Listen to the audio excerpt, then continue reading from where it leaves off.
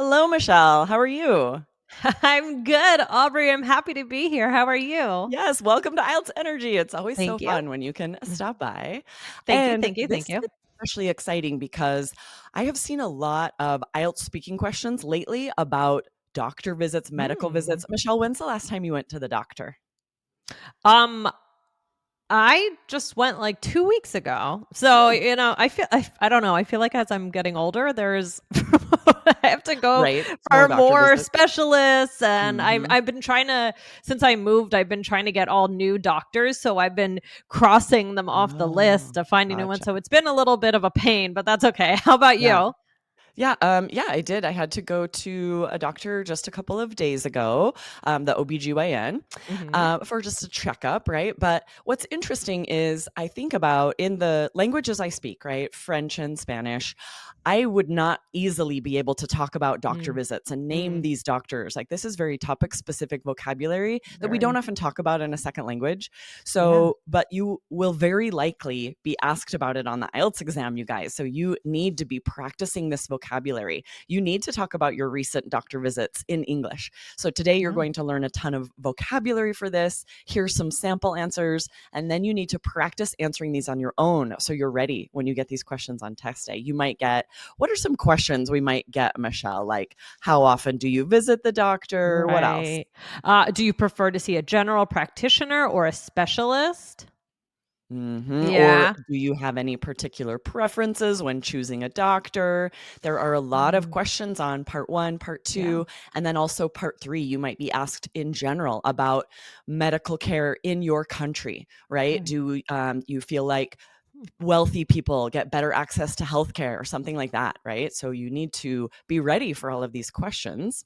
Yeah. So we first want to talk about, you might be asked about frequency of doctor visits. The Mm, examiner might ask how often you see a doctor, whether it's for routine checkups or specific illnesses. mhm. So just briefly, some of this vocab. What is a checkup, Michelle?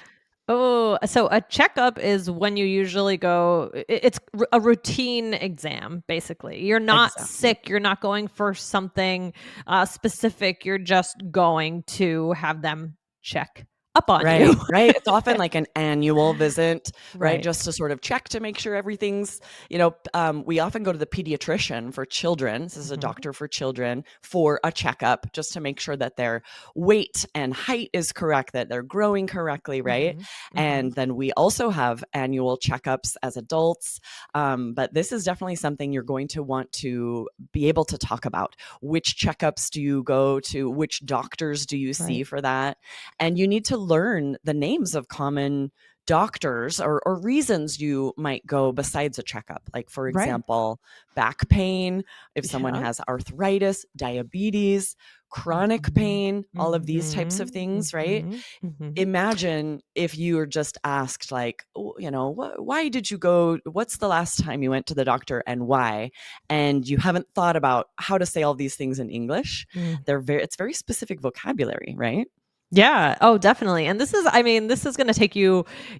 This is such an important topic. People are using this all the time to talk about connection. I mean, to connect with others on the IELTS exam. This is going to be great for the exam, but also for after the exam when you're connecting with people in English. Like, this is just a common topic. That's such a good point. It's not just about IELTS, right?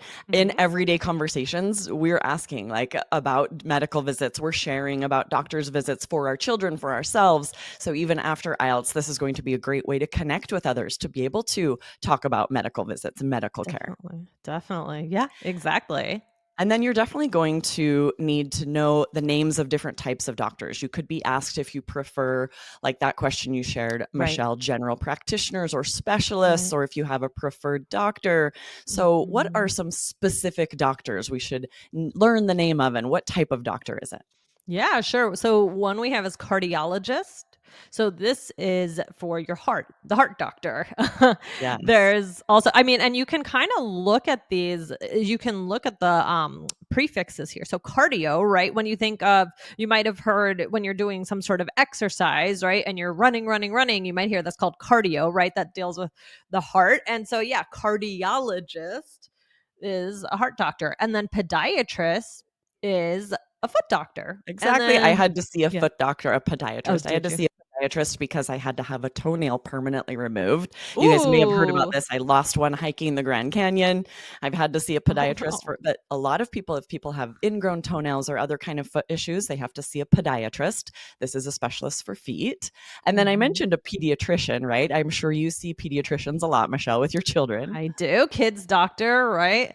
So it's also good to be able to talk about preferences in choosing a doctor, right, Aubrey? Because the examiner might want to know what factors influence your choice of doctor, such as their expertise, their communication skills, or their location, right? So what would be Exactly. some I really like this piece. What are some vocabulary words that could be helpful here? Yeah, a really good term is bedside manner. Huge. It is huge, and it's so vital in choosing a Mm. doctor that if you're asked about this, definitely refer to your doctor's bedside manner. This is band 9 vocabulary. Yeah. Students don't say this often. And what that means is how friendly a doctor is, how comfortable they make you feel. Some doctors could be the expert in their field, but they're very cold Yep. or serious and don't really make you feel like Don't everything's make gonna you be okay. That means they right. have terrible bedside manner. Yeah, they don't make you feel heard, right? And this I mean, Yes. I've had this so many times, and when you find one with a good bedside manner, it's like you never wanna let them go. I mean, I had a cardiologist. Unfortunately, I'm since I moved, I don't have him anymore, but he is my favorite doctor of all time. And it was I trusted him with the medical stuff, but of course, I don't know about that, but I know he had good qualifications, which is another key word. But his bedside manner was a plus plus plus plus plus, right? And I would tell him, I'm like, "You are the nicest doctor I've ever had."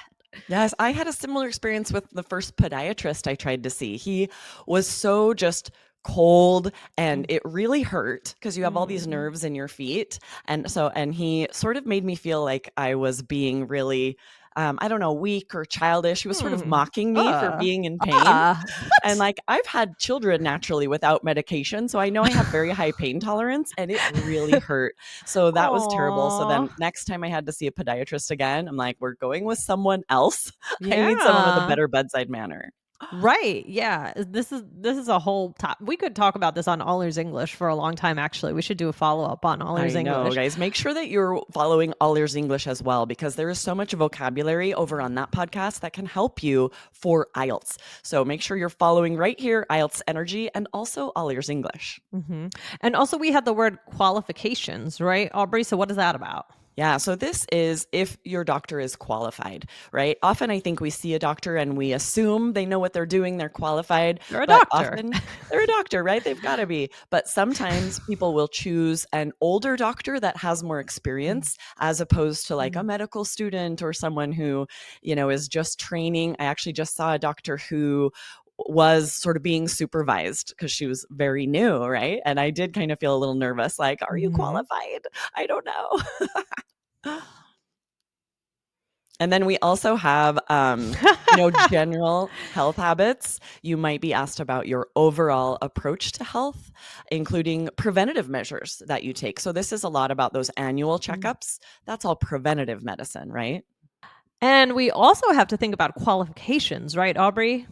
Exactly, right? We're thinking about someone's education, how long they've been a doctor. Sometimes we might want someone who has been practicing medicine for quite some time. So we feel like they have seen it all. They are definitely going to be able to help us. Newer doctors, I'm sure they have all of the qualifications, but do they have the experience, However, I mean that this is a whole debate. I mean, they right? might, they actually, it's possible that they are more up to date on some of the research, right? Good Maybe point. because they're still kind of super ambitious just at the beginning of their career. Maybe they're doing more, but it really could vary. I mean, I think it's really depends on the person, on the doctor. Yeah, that's interesting to think about. And you might even get a question on IELTS Part 3 that's like, do you prefer, a doctor who has excellent qualifications or one who has more experience? Something like that. So you would need to think about your opinion and be able to talk about something like that as well. Interesting. Yeah, yeah, that All is right. And then we interesting. also are often thinking about preventative measures. This is sort of general health habits. Do you Mm-hmm. go to a doctor for checkups, for preventative medicine, or do you wait until you are really sick or injured to see a doctor? You might be asked about that as well. Ooh. What do you do, Michelle?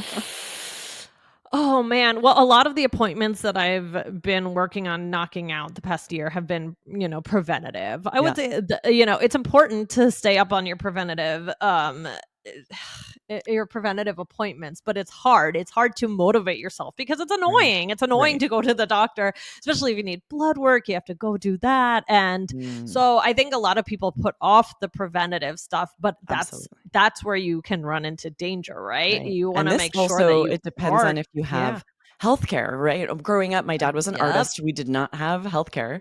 And Mm. we never went for preventative appointments. Like we didn't go to the Oh. doctor unless our leg was broken. Oh, Like, there was no no. matter how sick you were not going to the hospital. So, Oh, but now gee. I have health insurance and it's very different. Like we're going for preventative checkups and all of these things that we didn't do as a kid. So Wow. that it's interesting to think about that too. You might be asked about, the difference between healthcare when you were a child and now, something like that, because often you get these questions to encourage you or force you to use past tense. That is interesting. And then another thing could be about your attitude toward traditional medicine. So the examiner could explore your views on traditional medicine. You might be asked about changing health practices in your country or culture, right? Exactly. And so this term traditional medicine means sort of how medicine has always been or has been in the past. And then modern medicine would mean how it's done now. So you might need to compare the two. Yeah, interesting stuff. All right, Michelle, let's dive into some sample answers. We're going to give you a part one and a part three band nine sample answer. So I'll ask you the first one, Michelle, Okay. and just give us, 3 to 5 sentences like a standard part one. And then I'll Okay. have you ask me a part three question. Oh, So, okay. what do you consider when choosing a doctor? Well, I really like to get recommendations from friends or look up reviews. So I'm looking to see what other people say about them. And for sure, for me, manner, my goodness, bedside manner is huge. I do want a doctor who is not kind of rushing me and making me feel like I just have to get through my list of questions and they don't really want to be there. So bedside manner is huge for me, but also, of course, their qualifications. So it's not that I just want a really nice doctor who doesn't know anything. There has to be that balance, in my opinion. But definitely getting recommendations, knowing that other people like this doctor, that's huge for me. Okay, I'm really glad that that happened with bedside manner because I want to point out for everyone listening, Michelle's answer could still score band nine. If Yeah. you sort of trip over a word, sort of stumble over a word like that, that Yeah. is fine. Native speakers do that too. What you Uh, need to be able to do is recover, just like Michelle did. This was a perfect high scoring answer yep. because even though she kind of like, and then she sort of said it again, and then she finally got it, and she had such a native way of being like, "Oh my goodness, this is what you need to do," right? If you let this throw you off, if you're like bedside man, and then you finally say it right, and then you're like really stumbling and embarrassed and Mm, pausing after that, that could pull down your answer. But if you go back and listen to how Michelle recovered, this is what you need to practice doing because this will happen. You might stumble yeah. over a word, say the wrong word, and need to correct yourself. That won't necessarily pull down your scores because native Oh, speakers are also having to self correct. We stumble over words. This happens all the time, but it's how mhm. do you correct? And then instead of just like awkwardly moving on, say something about it like Michelle did. She's like, "Oh my goodness," right? With this great Make a joke intonation. or, just Exactly. anything. Yeah, Yeah, and that don't boosts hide your from the mistake. You made it. We all absolutely. heard it and just kind of you're going with the flow. You got this. Exactly right. Don't let it affect your confidence.